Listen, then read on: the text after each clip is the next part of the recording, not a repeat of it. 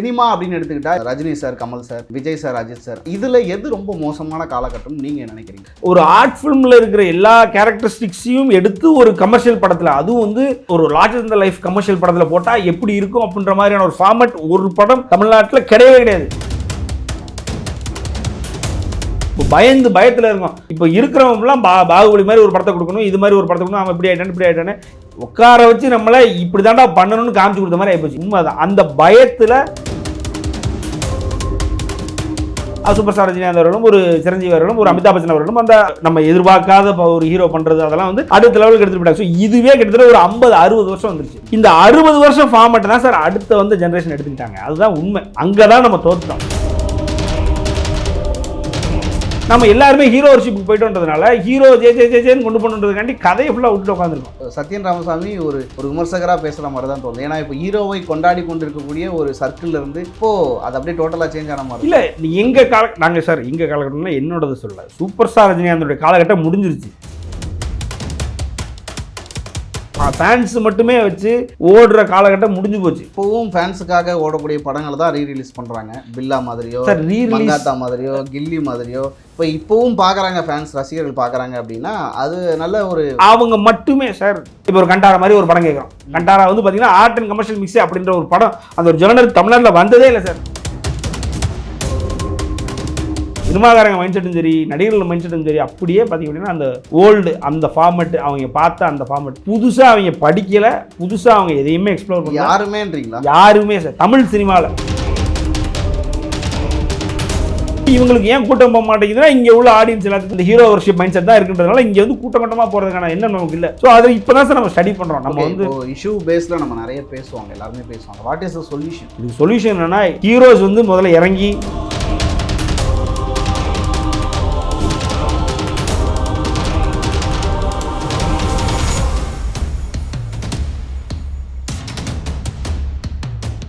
Cube cinemas நேயர்கள் அனைவருக்கும் நான் தான் வணக்கங்கள். இன்னைக்கு நம்மளோட நிகழ்ச்சியில் சிறப்பு விருந்தினராக வந்திருக்கார் திரைப்பட விமர்சகர் திரு சத்யன் ராமசாமி. வணக்கம் சார். வணக்கம். எப்படி இருக்கீங்க? நல்லா. ஓகே. ஸோ இன்னைக்கு ஒரு டிஃப்ரெண்ட்டான ஒரு டாப்பிக்கில் போனால், எப்பயுமே வந்து சூப்பர் ஸ்டார் அவர்களை பேஸ் பண்ணி கேள்விகள் நீங்கள் அப்படின்னாலே அப்படி தான் இருக்கும். ஒரு சினிமா விமர்சகராக அவங்கள பார்க்குறதுனால முதல் கேள்வி எப்படி இருக்க போகுது அப்படின்னா ஒரு மாதிரி கொஞ்சம் ஒரு நாஸ்டாலஜிக் மெமரியாக இருக்க போகுது. நீங்கள் ஃபஸ்ட்டு தேட்டரில் போய் பார்த்த படம் என்ன? ஒரு குழந்தையாக இருக்கும்போது ஒரு அப்பா அம்மா கூப்பிட்டு போயிருப்பாங்க, ஏதோ ஒரு மூலிமா நீங்கள் மேபி காலேஜ் படிக்கும்போது பார்த்துருக்காங்க. எந்த டைமில் பார்த்தீங்க? என்ன படம்? அப்போ எனக்கு தெரியும் வீரா பார்த்த மாதிரி தான் சார். ஃபஸ்ட்டு படமே வீரா தான். ஓகே. ஸோ வீரா பார்த்திங்கன்னா அது ஒரு ரீமேக் படம் தான். ஃபர்ஸ்ட் ஆஃப் ஆல் அது வந்து மோகன் பாபு நடித்த ஒரு ரீமேக் படம். நீங்கள் 1975 சூப்பர் ஸ்டார் ரஜினிகாந்த் அவர்கள் வந்து அபூர்வராங்கல்ல வராரு. அந்த வருடத்தில் ஒரு படம் தான் நடிச்சிருப்பார். அப்போ உங்களுக்கு என்ன வயசு? அப்போலாம் ஒன்றும் கிடையாது சார். 75 நான் சொல்லுவேன் சார். இல்லை வீரா படம் வரும்போது நீங்கள் தேட்டருக்கு போய் நான் 3 வயசு இருக்கும், 4 வயசு இருக்கும். அப்போவே நீங்கள் படத்துக்கு சார். இப்போ என்னோட பையன்லாம் 6 மாதத்துல தூக்கிட்டு போயிட்டேன் சார். நாளைக்கு கேட்டால் முதல் படம் நீ தேட்டரில் உட்கார்ந்த படம் என்னன்னு கேட்டால் பாபா தான் என் பையனை நான் முதல்ல கூப்பிட்டு ரீரிலீஸ். ஆமாம், பாபாலாம் க்ளோஸ் டு ஹார்ட்டு. ஸோ அதனால் வந்து கூப்பிட்டு போனோம் வைங்களேன். ஸோ அது மாதிரி அந்த படத்துக்குன்னு ஒரு இது இருக்குது சார். என்னன்னா 1975 ஒரு முதல் படம் வருது. அதில் அபூர்வராங்கல். அந்த அபூர்வராங்கல் படம் வரும்பொழுது அந்த வருடத்தில் சூப்பர் ஸ்டார் ரஜினிகாந்த் ஒரு படம் தான் நடித்தார். அவருக்கு வேறு அடுத்த அந்த வருடத்தில் ஒரு படமே கிடையாது. அவர் ஃபஸ்ட்டாக இன்ட்ரடியூஸ் ஆகிறாரு தமிழ் சினிமாவுக்கு, இந்தியன் சினிமாவுக்கு.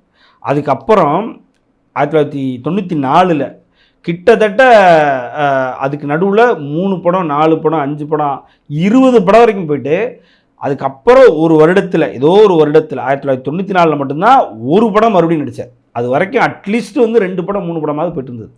அதுக்கப்புறம் அந்த ஒரு சைக்கிள் வந்து அங்கே தான் மறுபடியும் 94 தான் ஒரு படம், அது வீரா மட்டும் வருது. ஸோ அந்த படத்துக்கு ஒரு பெரிய எக்ஸ்பெக்டேஷன் இருந்தது. அது ரீமேக் படம் தான். அண்ணாமலை வந்ததுக்கப்புறம் ஆகான்னு இருந்த ஒரு எக்ஸ்பெக்டேஷனில் வீரா வந்தது. அண்ணாமலையோட ஸ்டாண்டர்ட்ஸில் இல்லைன்ற ஒரு குற்றச்சாட்டு அந்த படத்து மேலே இருந்தது. ஆனால் அந்த படத்தை வந்து எல்லோரும் லைக் பண்ணாங்க. ஃபேமிலிஸ் மெயினாக லைக் பண்ணாங்க. சூப்பர் ஸ்டார் ரஜினிகாந்த் ஒரு டிஃப்ரெண்ட் ஷேட் ஒன்று இருந்தது. எனக்கு அந்த படத்தினுடைய அந்த படத்தினுடைய தியேட்டர் வைப் ஞாபகம் இருக்குது சார். தியேட்டர் வைப் ஞாபகம் இருக்குது. ஓப்பனிங் ஷோ தேட்டர் வைப் ஞாபகம் இருக்குது. ஒரு மாதிரி டிஃப்ரெண்ட்டான படம். இந்த படம் தான் நான் பார்த்தேன்றதெல்லாம் எனக்கு ஞாபகம் இல்லை. அதுக்கப்புறம் வந்து ரீகால் பண்ணி சொன்னபோது அப்புறம் உட்காந்து பார்ப்போம்னா அப்புறம் தான் உட்காந்து பார்த்து அந்த படத்தினுடைய கதையெல்லாம் புரிஞ்சுக்கிட்டு அந்த மாதிரியான ஒரு இதுதான். ஆமாம். ஓகே. இல்லை இப்போ இது ஏன் கேட்டேன் அப்படின்னா, இப்போ மறுபடியும் சூப்பர் ஸ்டார் பேஸாகவே போகிற மாதிரி இருக்குது. இம்பேக்ட் ஆஃப் சினிமா அப்படின்னு ஒன்று இருக்கு இல்லையா? தேட்டர் அப்படின்னு போகிறோம் அப்படின்னா ஒரு மாஸ் ஆடியன்ஸ் முன்னாடி மக்களோட மனநிலை எப்படி இருக்குது, கருத்து எப்படி இருக்குது, அந்த படத்தை எப்படி பார்க்குறாங்க, நமக்கு அந்த படம் என்ன இம்பேக்ட் கொடுக்குது அப்படின்னு ஒன்று இருக்குது. ஸோ ஒவ்வொருத்தருக்குமே ஃபஸ்ட்டு படம் அப்படின்றது ஒரு மறக்க முடியாத படமாக இருக்கும். மேபி உங்களுக்கு 3 வயசு, அதுக்கப்புறம் உங்களுக்கு நினைவு தெரிஞ்சதுக்கப்புறம் சில படங்கள் பார்த்துருப்பீங்கன்னு வச்சுக்கோங்களேன். அந்த ஏஜ் டைமில் வந்து நீங்கள் பார்த்த திரைப்படங்களுக்கும் இப்போ இருக்கிற திரைப்படங்களுக்கும், ஏன்னா தியேட்டர்ஸில் வந்து ரீசெண்ட் டேஸில் வர படங்கள் வந்து பெரிய இம்பேக்டை க்ரியேட் பண்ணலையோ அப்படிங்கிற மாதிரியான ஒரு டாக் ஒன்று போயிட்டு இருந்துச்சு. ஸோ அப்போது சினிமா அப்படின்னு எடுத்துக்கிட்டால் இதில் மோசமான காலகட்டம் இந்த டைம் தான் சொல்கிறோம். ஃபார் எக்ஸாம்பிள் இப்போ நம்ம காலகட்டம்னு பிரிக்கிறோம் அப்படின்னா Sivaji sir, MGR sir, Rajini sir, Kamal sir, அதுக்கப்புறம் விஜய் சார், அஜித் சார், அதுக்கப்புறம் இப்போது அப்படின்ற மாதிரி போய்கிட்டு இருக்கீங்களா? இதில் எது ரொம்ப மோசமான காலகட்டம் நீங்கள் நினைக்கிறீங்க தியேட்டர்ஸில்? மோசமான காலகட்டம்லாம் இப்போ தான் சார், அதில் எந்த மாற்றுக்கருத்தில் இப்போ தான் வந்து அந்த என்ன எந்த மாதிரி கொண்டு போகணும் இதுக்கப்புறம்னா நம்ம தான் வந்து ஒரு வழியை காமிச்சிட்டு இருக்கோம். யார் யார் எப்படி படம் எடுத்துகிட்டு இருந்தாங்கன்றது நமக்கு தெரியும். இப்படி தான் படங்கள் எடுக்கணும், இந்த படங்கள் தான் வந்து லார்ஜர் ஆடியன்ஸ் அட்ராக்ட் பண்ணும், இந்த படங்களுடைய ஃபார்மெட்டு தான் பல பேருக்கு பிடிக்குதுன்றத நம்ம தான் வந்து எல்லாருக்குமே காமிச்சு கொடுத்தோம். அதில் எந்த மாற்றுக்கருத்தும் இல்லை சார். ஸோ அப்படி இருக்கிற நேரத்தில் இன்றைக்கி வந்து நம்மளை சுற்றி இருக்கிறவங்க எல்லாருமே நம்மளை டாமினேட் பண்ணி மேலே போய் அவங்க ஒரு ஃபார்மேட் ஆஃப் சினிமாஸ் நம்ம காமிக்க ஆரம்பிச்சிட்டாங்க. இப்போ கரெக்டாக சொல்லப்போனால் கேஜிஎஃப் மாதிரி தமிழில் ஒரு படமே இல்லை, கேஜிஎஃப் மாதிரி தமிழில் ஒரு படம் இல்லை அப்படின்னா நான் என்ன சொல்ல வரேன்னா கமர்ஷியல் படம் இல்லைன்னு இல்லை, அந்த ஃபார்மேட் ஆஃப் ஃபிலிம் நம்மகிட்ட இல்லை. அந்த சினிமாட்டோகிராஃபி இருக்கட்டும், அந்த வே ஆஃப் எடிட்டிங் இருக்கட்டும், ஒரு மாதிரி நீங்கள் பின்னாடி போகிறீங்க சார், முன்னாடி சின்ன சின்ன படங்களில் வேறு வேறு ரகங்களில் இருந்திருக்கு. மொத்தம் இது எல்லாமே புட்டுக்கதாக ஒரு படம் இல்லை. இப்போது அந்த ஃபார்மேட் ஆஃப் ஃபிலிம் நான் சொல்கிறேன், அந்த வே ஆஃப் எடிட்டிங் ஒரு படத்தில் இருந்திருக்கலாம், இல்லை அந்த சினிமாட்டோகிராஃபி ஒரு படத்தில் இருந்திருக்கலாம். இப்போது மணிரத்னமுடைய சினிமாட்டோகிராஃபி, அதாவது பி.சி. ஸ்ரீராமுடைய சினிமாட்டோகிராஃபியை நம்ம தனியாக பேசியிருக்கோம். அதெல்லாம் நடந்திருக்கு. இது எல்லாமே சேர்ந்து, அதாவது ஒரு ஆர்ட் ஃபிலிமில் இருக்கிற எல்லா கேரக்டரிஸ்டிக்ஸையும் எடுத்து ஒரு கமர்ஷியல் படத்தில், அதுவும் வந்து ஒரு லார்ஜர் லைஃப் கமர்ஷியல் படத்தில் போட்டால் எப்படி இருக்கும் அப்படின்ற மாதிரியான ஒரு ஃபார்மேட் ஒரு படம் தமிழ்நாட்டில் கிடையவே கிடையாது. ஸோ அது எம்ஜிஆர் அவர்களுக்கும் கிடையாது, சூப்பர் ஸ்டார் ரஜினிகாந்த் அவர்களுக்கும் கிடையாது. அப்படி ஒரு ஃபார்மேட் அவன் கொடுத்துட்டு போயிட்டான். சரி, பாகுபலி 2 பார்த்திங்க அப்படின்னா கமர்ஷியலுடைய ஒரு எக்ஸ்ட்ரீமிசம், அதில் ஹிஸ்டாரிக்கல் கமர்ஷியல்லாம் இங்கே ஒர்க் அவுட்டே ஆகலை சார். உண்மை தான். 1000ல் ஒர்க் அவுட் ஆனதுக்கப்புறம் தான் வேறு எந்த படமே ஒர்க் அவுட் ஆகலை. சூப்பர் ஸ்டார் ரஜினிகாந்த் அதை ட்ரை பண்ணல, கமலஹாசன் வந்து 2-3 படங்கள் ட்ரை பண்ணி அது ஃப்ளாப்பு, வேறு யாருமே ட்ரை பண்ணலை. ஸோ அப்படின்றதுனால ஒரு ஹிஸ்டாரிக்கல் ஃபில்மை இவ்வளோ தூரம் ஒர்க் அவுட் பண்ணி ஒரு ஹீரோ பேஸ்டு ஹிஸ்டாரிக்கல் ஃபில்மு, அதுவும் வந்து நடக்கிற கதை, இந்த ராமாயணம் மகாபாரதம் மாதிரி இல்லாமல் ஒரு எழுதின கதையை வச்சு இப்படி ஒர்க் அவுட் பண்ணி இவ்வளோ பெரிய கலெக்ஷனை இந்தியா முழுக்க பண்ண முடியுமா? இதில் எல்லாமே அமையணும் சார். நீங்கள் படம் மட்டும் எடுத்து வச்சுட்டா போதும், அந்த படத்தை ப்ரமோட் பண்ணுறதுக்கு ஆளுங்க வரணும், அந்த படம் ஆட்டோமேட்டிக்காக ப்ரமோட் ஆகணும், அந்த படத்துக்கு வேறு ஏரியாவில் டிஸ்ட்ரிபியூஷன் சேனல் கரெக்டாக ஒர்க் அவுட் ஆகணும், டைம் ஒர்க் அவுட் ஆகணும். இந்த படம் ரிலீஸ் ஆகிற அன்னைக்கு ஒரு 4 நாள் ஊருக்குள்ளே வெளில வந்துன்னா கலெக்ட் பண்ணாது. இப்போ இது எல்லாமே ஒர்க் அவுட் ஆகி அமைஞ்சு வந்த படங்கள் வந்து தமிழ் சினிமா இல்லாமல் மற்ற சினிமாவில் இருந்ததுனால நம்ம பயந்துட்டோம். உண்மைதான், நம்ம பயத்தில் இருக்கோம். இப்போ இருக்கிறவங்கலாம் பாகுபலி மாதிரி ஒரு படத்தை கொடுக்கணும், இது மாதிரி ஒரு படத்தை கொடுக்கணும், அவன் இப்படி ஆகிட்டானு. இப்போ அவங்களுக்கு RRR இப்படி ஓடுது, ஆஸ்கருக்கு போய் அவர் இது வாங்கிட்டு வந்துட்டாரு. நம்ம வந்து என்ன சொன்னோம், ஆஸ்கர் நாயகன் 2 ஆஸ்கர் வாங்கிட்டு வந்திருக்காரு அப்படின்னு சொல்லி ஏஆர் ரஹ்மானை வச்சு ஜெய் 10 வருஷம் கிளைம் பண்ணோமா?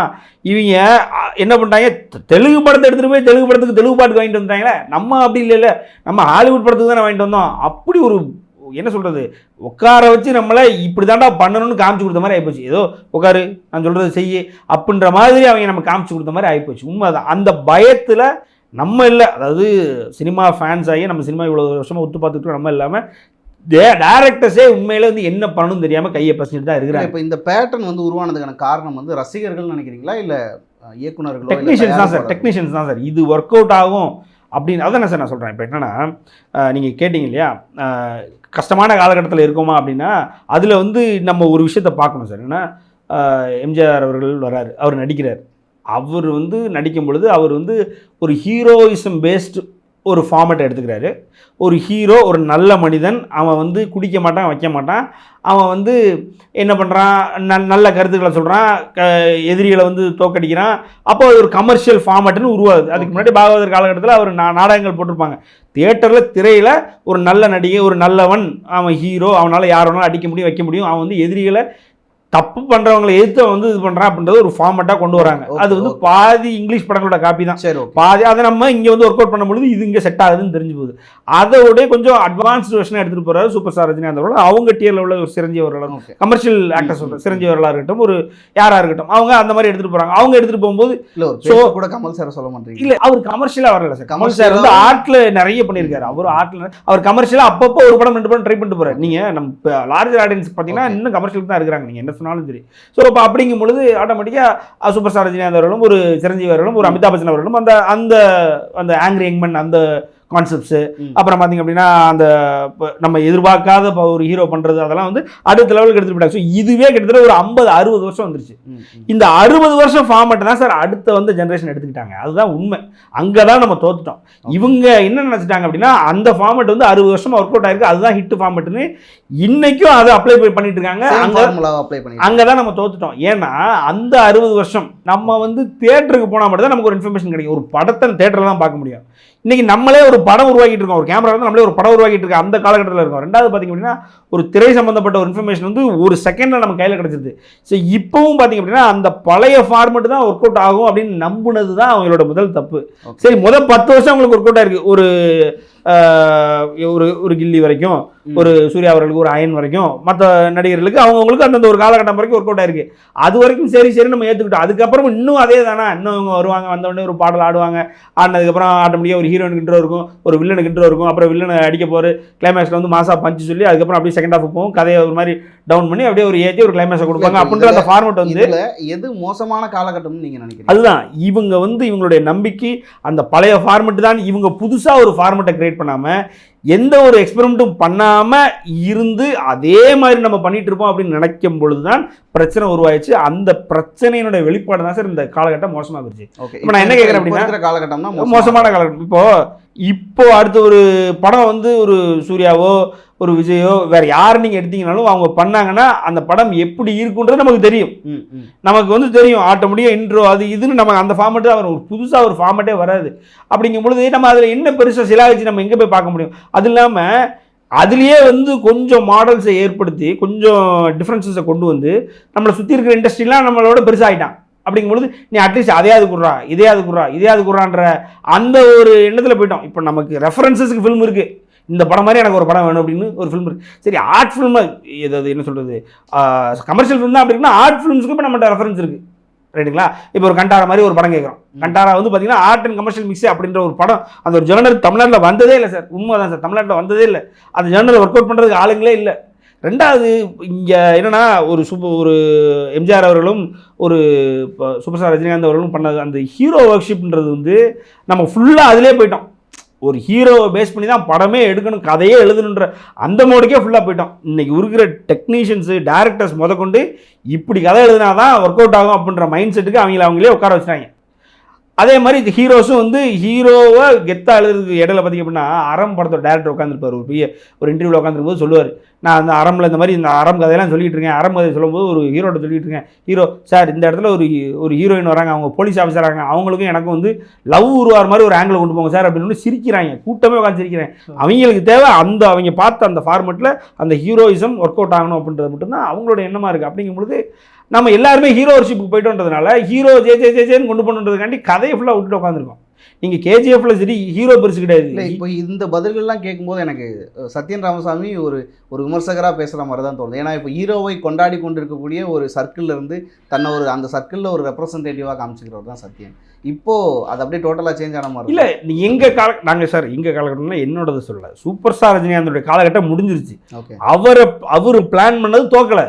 இன்னைக்கு வரைக்கும் அவர் அப்படி தான் பார்க்க நினைக்கிறாங்க. நீங்கள் ஒரு லால் சலாம்லாம் அவரை பார்க்க விரும்ப மாட்டாங்க, ஜெயிலர் தான் பார்க்க விரும்புகிறாங்க. அதான உண்மை.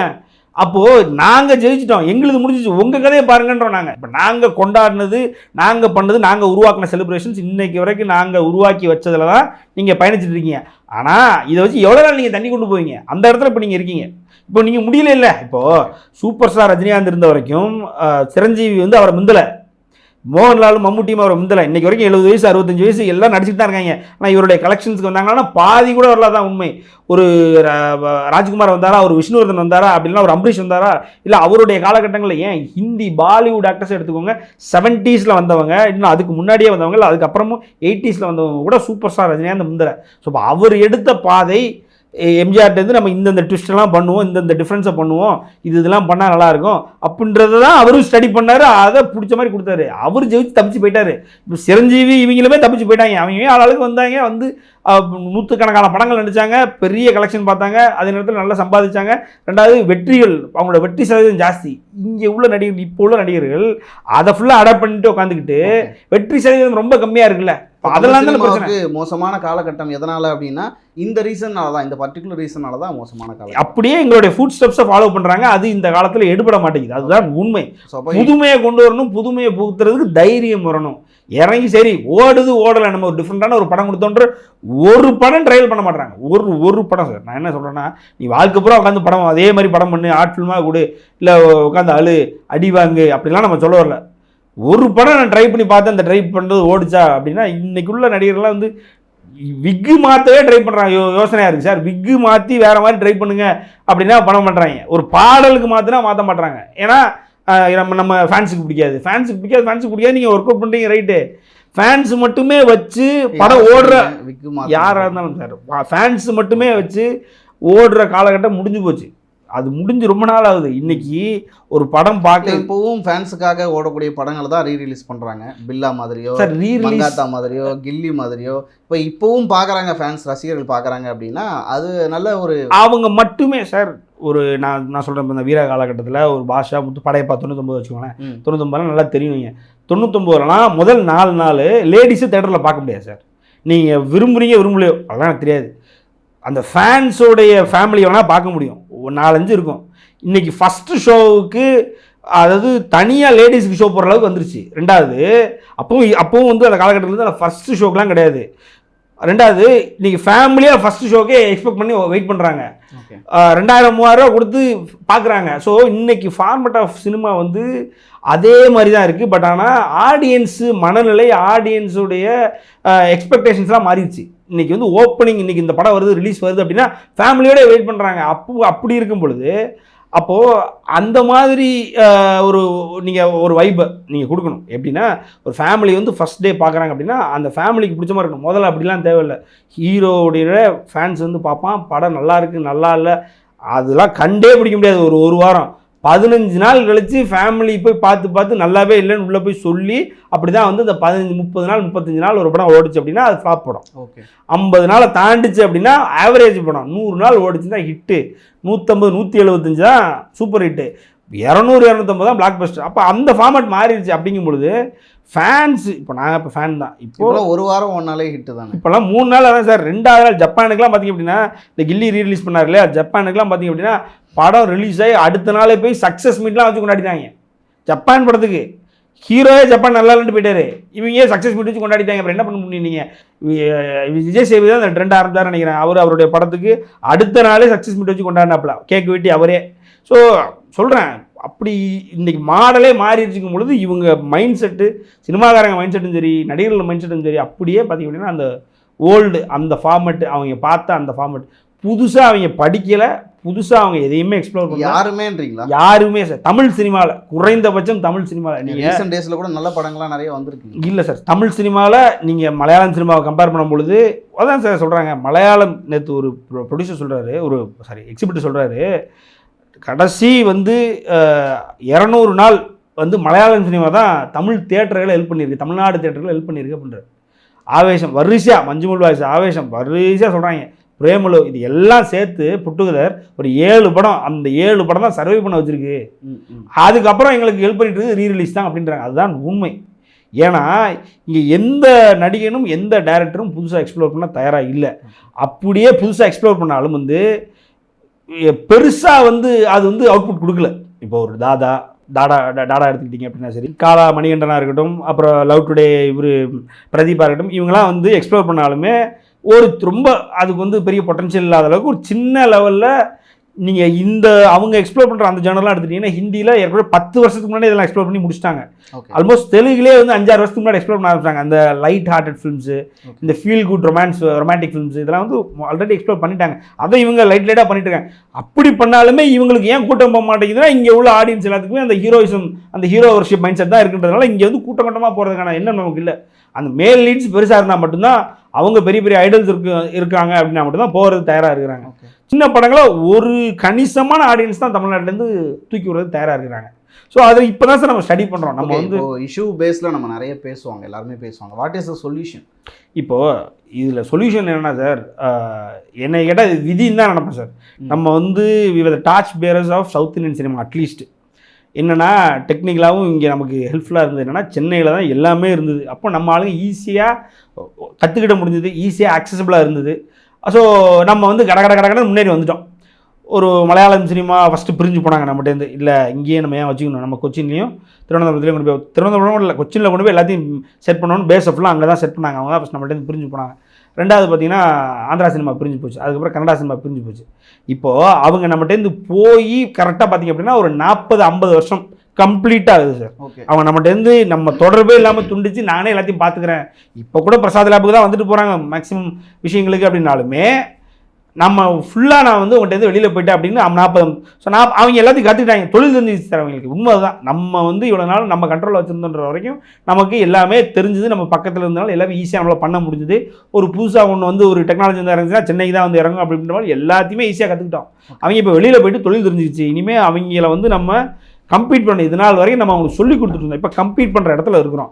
அப்போ கம்பீட் பண்ணுற இடத்துல இருக்கிறோம் அப்படின்றத நீங்கள் மறுபடியும் வந்து யூனிட் டு என்ன சொல்கிறது படிக்கணும், நிறைய புதுசாக வந்து என்ன கொடுக்க முடியும் அப்படின்றத தெரிஞ்சுக்கணும். ரெண்டாவது பார்த்திங்க அப்படின்னா ஆடியன்ஸுமே வந்து ஒரு புது ஜேர்னல்ஸ்க்கு ஹெல்ப், அதாவது சப்போர்ட் பண்ணுற மனநிலைக்கு இப்போ தான் வந்துகிட்டு இருக்காங்க. தமிழ் சினிமான்றது அந்த ஹீரோ பேஸ்டு கமர்ஷியல்லேருந்து மற்ற படங்களையும் பார்க்கணுன்ற எண்ணம் இப்போ தான் உருவாயிருக்கு. ஏன்னா ஜெயிச்சுட்டே இருந்தோம் அப்படின்றதுனால நமக்கு அந்த வித்தியாசம் தெரியல. என்ன வித்தியாசம் கொடுக்கணும், இவங்க ஒரு வித்தியாசம் கொடுக்கணும் நமக்கு தோணவே இல்லை. போகும்போது நம்ம எதிர்பார்த்து போனோம். நமக்கு தெரிஞ்ச அந்த ஃபார்மெட்டு அதிலே சூப்பராக இருந்து நம்ம வந்து சந்தோஷமாக ஜாலியாக இருந்தோம் தேட்டருக்குள்ளே. அந்த ஒரு மனநிலையிலேயே நம்ம இருந்துட்டோம். புதுசாக வர ஜேர்னல்ஸ்க்கு நம்மளும் வந்து என்ன சொல்கிறது ஒரு இம்பார்ட்டன்ஸ் கொடுக்கணும், அதையும் போய் நம்ம பார்க்கணும் அப்படின்ற ஒரு மனநிலை இப்போ தான் உருவாகிட்டு இருக்கு. இது வந்து மேலோங்கி நிற்கின்னு ஒரு 10 வருஷம் ஆகும். இந்த 10 வருஷம் வரைக்கும் நமக்கு ரொம்ப டஃப் டைம் தான். இதுக்கு சொல்யூஷன் என்னென்னா ஹீரோஸ் வந்து முதல்ல இறங்கி ரைட்டு நம்ம ஒரு புது ஜேர்னராக நம்ம வந்து நான் அரசியலுக்கு போகிறேன், அங்கே போகிறேன், இங்கே போகிறேன் அப்படின்னு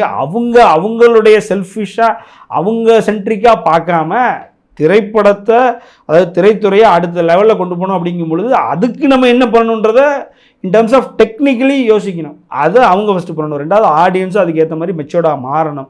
மூணாவது பார்த்திங்க அப்படின்னா நம்ம இந்த ரியல் காம்படிஷனை பார்க்க ஆரம்பிச்சிட்டோம். அப்போ நம்ம போட்டிக்கு தயாராகணும். ஐயோ அவன் பண்ணிட்டானே அவ்வளோதான், நம்ம அந்த அளவுக்கு ஆக முடியாதுன்னு நம்ம அதை பார்த்து பயந்து போய் உட்காராம நம்மளும் வந்து இப்போ கங்குவா என்னையை கேட்டால் ஒரு டிஃப்ரெண்ட் டைப் ஆஃப் ஒரு எக்ஸ்பீரியன்ஸ் தான் நம்ம கொடுக்குமோ, அவன் வந்து ட்ரை பண்ணியிருக்கானு தான் நினைப்பேன். நீங்கள் ஒரு கங்குவாவோட டீசர் இதெல்லாம் பார்க்கும்பொழுது அட்லீஸ்ட் வந்து வேறு யாரும் பண்ணலை இல்லை. நம்ம நீங்கள் அந்த ஹிஸ்டாரிக்கல் சேனல் யாருமே டீல் பண்ணல, அட்லீஸ்ட் அதை டீல் பண்ணியிருக்காரு சூர்யா. ஒரு 7ஆம் அறிவு டீல் பண்ணார். ஓகே, ஒரு 7ஆம் அறிவு நம்ம கொடுத்த வைப்பு அப்போலாம் தெலுங்கு சினிமா அங்கெல்லாம் எவனுமே அந்த மாதிரி ஒரு வைப்பை கொடுத்தாரு. அதனால தான் 7ஆம் அறிவு ஆந்திராவில் அந்த போடுபட்டுச்சு. சூர்யாவுடைய பாதி மாதம் ஆந்திராவிலேருந்து வந்தது காரணம் 7ஆம் அறிவு. ஸோ அப்படி புதுசாக நீங்கள் ஜேர்னல் எக்ஸ்ப்ளோர் பண்ணால் தைரியமாக இறங்கி செஞ்சால் தான் வந்து நம்மளுடைய படங்களை அடுத்த ரீமேக் பண்ணுறதுக்கு ஆசைப்படணும் சார். மெயினாக அதுதான் சொல்யூஷன். அந்த இடத்துக்கு வரணும். அதுதான் சொல்யூஷன். நிறைய விஷயங்கள் நிறைய பகிர்ந்தீங்க. நிச்சயமாக தமிழ் சினிமாவுக்கு தேவையான ஒரு விமர்சனம் தான் இது அப்படின்னு எடுத்துக்கணும். ரொம்ப நன்றி சத்யா. நன்றி. மீண்டும் இதே மாதிரி ஒரு நிகழ்ச்சியில் உங்கள் அனைவரும் சந்திக்கும் முறை உங்களிடமிருந்து உங்களுக்கு நன்றி.